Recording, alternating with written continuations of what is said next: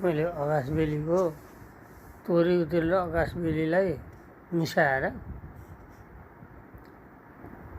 बनाएको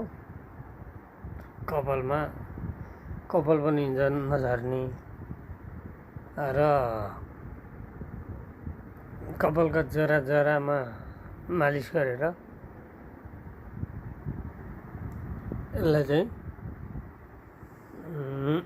लगाउनु भयो भने जस्तै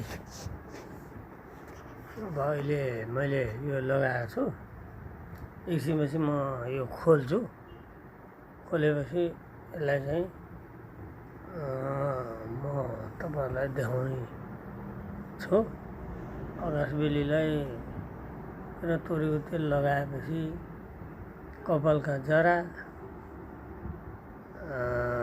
जरामा मालिस गरेपछि कपाल पनि नझर्ने र कपाल सेतो नहुने र बाक्लो भएर उम्रिने भएको हुनाले मैले यो युज गर्दै आएको छु।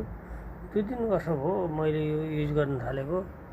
नियमित गर्नु पर्दैन। यो हप्ता 10 दिन 15 दिन 1 महिना गर्ने र यो तपाईहरुले अहिले मैले यो तपाईहरुलाई देखाउने छु।